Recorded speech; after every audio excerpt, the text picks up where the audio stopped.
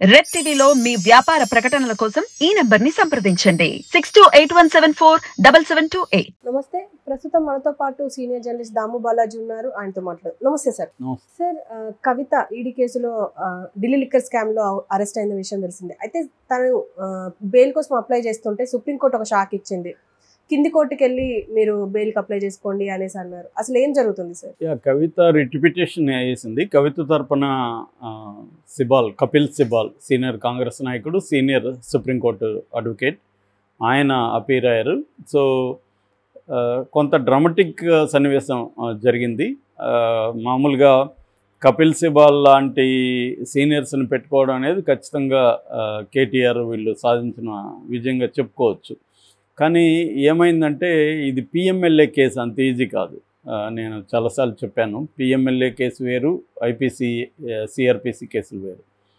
So అందువల్ల high court దీంట్లో రెండు విషయాలు ఉన్నాయి రిటిపిటేషన్. ఒకటేమో బెయిలు కవితకు, ఎందుకంటే అరెస్ట్ని కొట్టేయమని అడిగారు వాళ్ళు. రెండవది ఏమంటే అరెస్టు చేసినప్పుడు ప్రాపర్ గైడ్ లైన్స్ని ఈడీ పాటించలేదు. అంటే ఒక ఉమెన్ని అరెస్ట్ చేస్తున్నప్పుడు చీకటి పడేలో అంటే నైట్ లోపల అరెస్ట్ చేయాలి, నైట్ తర్వాత అర్లీ మార్నింగ్ లోపల అరెస్ట్ చేయకూడదు అనేది సిఆర్పిఎస్ చెప్తుంది. ఆ మధ్య కూడా హిమాచల్ ప్రదేశ్ ఎక్కడో సుప్రీంకోర్టు ఎస్పీనే చివాట్లు పెట్టింది అలా ఒక గిరిజన మహిళను అర్ధరాత్రి అరెస్ట్ చేస్తే. కాబట్టి కోర్టులు సీరియస్గా తీసుకుంటాయి ఉమెన్ని, అలాగా నైట్ టైంలో ఉమెన్ని అరెస్ట్ చేయకూడదు అత్యవసరం అయితే తప్ప. ఒకవేళ అత్యవసరం అయితే మేజిస్ట్రేట్ దగ్గర వారెంట్ తీసుకోవాలి, అటువంటి కండిషన్ ఉంటాయి. కానీ ఈమె నన్ను నైట్ టైం అరెస్ట్ చేశారనేది ఒకటి పెట్టింది. దాని తర్వాత ట్రాన్సిట్ వారెంట్ లేకుండా, అంటే వేరే రాష్ట్రం నుంచి వచ్చి ఈ రాష్ట్రంలో ఉన్నప్పుడు ట్రాన్సిట్ వారెంట్ ఉండాలి, ఇక్కడ పోలీసుల నుంచి పర్మిషన్ తీసుకోవాలి, ఇదేమీ లేకుండా చేశారు అనేది చేశారు.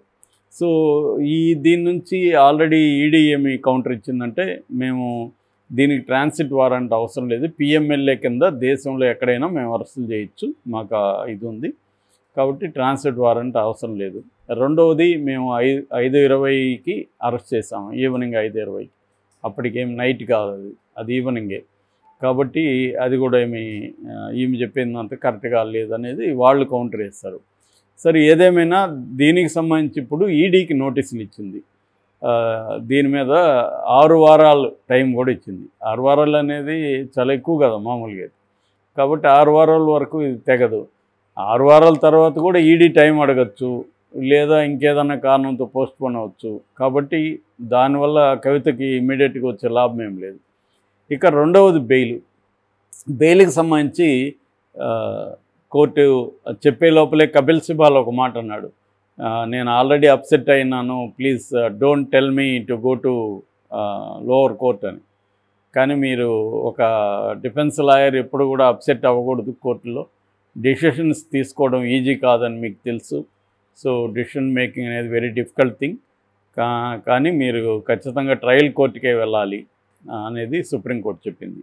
ఎందుకంటే చాలాసార్లు అంటే మనకి మామూలుగా అబ్జర్వ్ చేసే వాళ్ళకి కోర్టులో విచిత్రం ఉంటాయి. కొన్నేమో సుప్రీంకోర్టులే డెసిషన్ తీసుకుంటారు, కొన్నేమో కిందికి వెళ్ళండి అంటారు, కిందికి వెళ్ళాక మళ్ళీ అక్కడ జరగదు. ఇలాగా రకరకాల కేసు టు కేసే మాట్లాడుకోవాలి తప్ప జనరల్గా ప్రతిసారి కిందికి వెళ్ళమంటారా అనేది కూడా చెప్పలేం.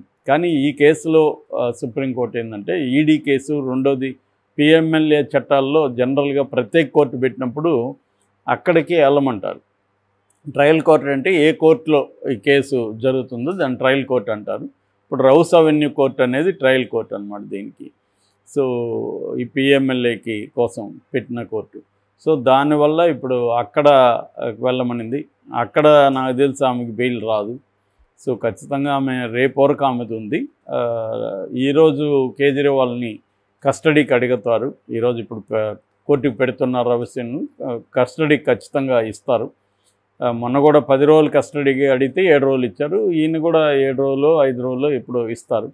ఇచ్చినప్పుడు కవితను ఆయన కూర్చోబెట్టుకొని కన్ఫ్రాంటేషనల్ ఇంట్రాగేషన్ చేసే అవకాశం ఉంది. కన్ఫ్రాంటేషనల్ అంటే ఇద్దరిని కూర్చోబెట్టుకొని మీరిద్దరూ అసలు ఎప్పుడు ఫస్ట్ టైం కలిశారు, ఎక్కడ కలిశారు, ఏంటి అనేది ఇద్దరు ఒకేసారి ఏం చెప్తారనేది చూస్తారు. అట్లాగే ఈమె కవిత గతంలో కేజ్రీవాల్కి సంబంధించి ఏమేమి చెప్పిందో ఇప్పుడు ఆమె ముఖం ఎదురుగానే కేజ్రీవాల్ని అడుగుతారు అవి.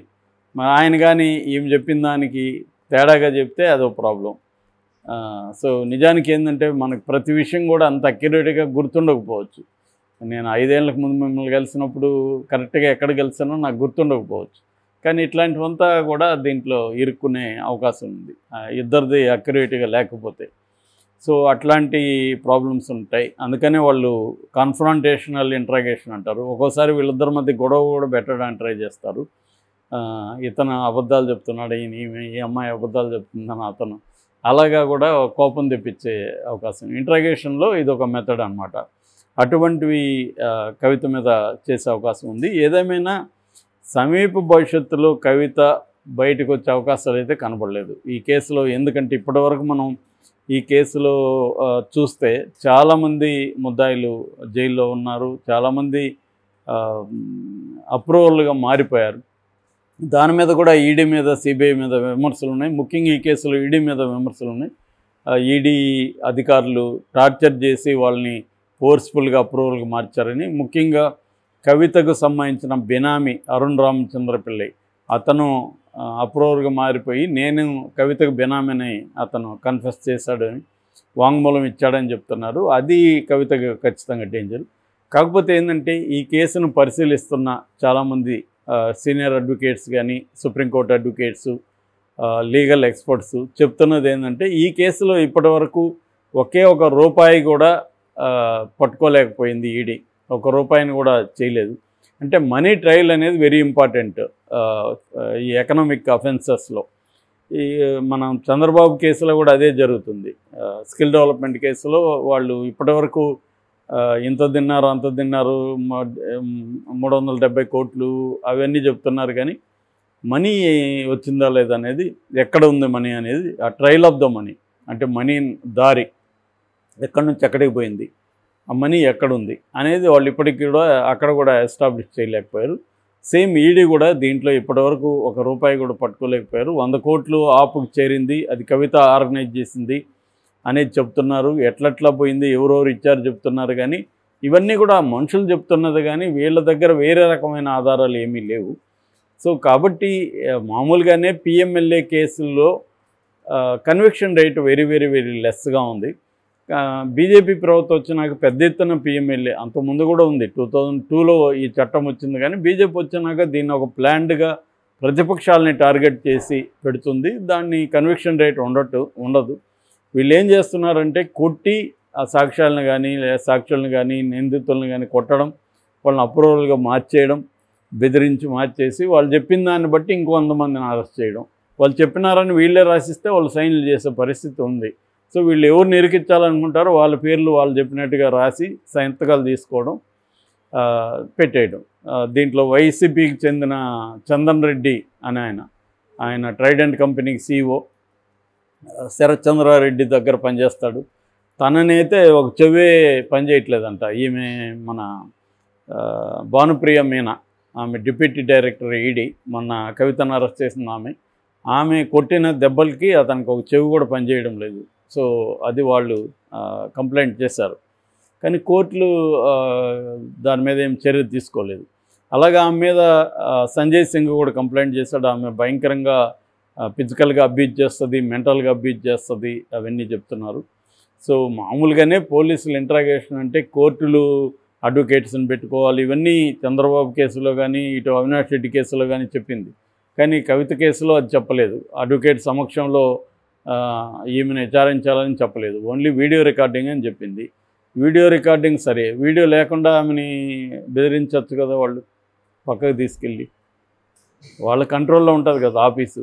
సో ఏముంది, వీడియో ఆఫ్ చేస్తారు, ఆఫ్ చేసి బెదిరిస్తారు, లేదా కొడతారు, ఇంకేదన్నా బెదిరించవచ్చు ఏదో ఒక రకంగా.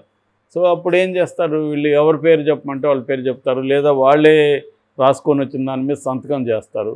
అలా కూడా మధ్యలో ఒక అతను అడ్డం తిరిగి కోర్టులో నన్ను కొట్టి బెదిరించారు కాబట్టి నేను వాంగ్మూలం ఇచ్చాను, కానీ నేను ఇప్పుడు అప్రూవర్గా ఉండదలుచుకోలేదని కూడా మాట్లాడాడు ఈ కేసులో. సో ఇవన్నీ కామన్ అనమాట. ఇన్వెస్టిగేటివ్ ఏజెన్సీలు మనం మామూలుగా ఈ లోకల్ స్టేషన్ వాళ్ళే కొడతారు, టార్చర్ చేస్తామనుకుంటారు, కానీ సిబిఐ దగ్గర నుంచి ఎన్ఐఏ దగ్గర నుంచి అందరూ చేసే పని చివరికి అమెరికన్ ఇన్వెస్టిగేటివ్ ఏజెన్సీలు కూడా వాళ్ళు వాటర్ ట్రీట్మెంట్ అంటారు, అంటే ఒక గుడ్డ లాంటిది ముఖానికి కట్టేసి వాటర్ పోర్ చేయడం ముఖానికి, అవన్నీ కూడా వాళ్ళు చేస్తున్నట్టు కూడా వచ్చాయి, ముఖ్యంగా ముస్లిం టెర్రరిజాన్ని ఎదుర్కోవడంలో భాగంగా. సో ఆ రకంగా మరి కవితకి అయితే ఖచ్చితంగా ఇది బ్యాడ్ డేస్ అని చెప్పాలి. ఇంకా కూడా కొంతకాలం అయితే జైలు తప్పుతాము. Okay sir, thank you.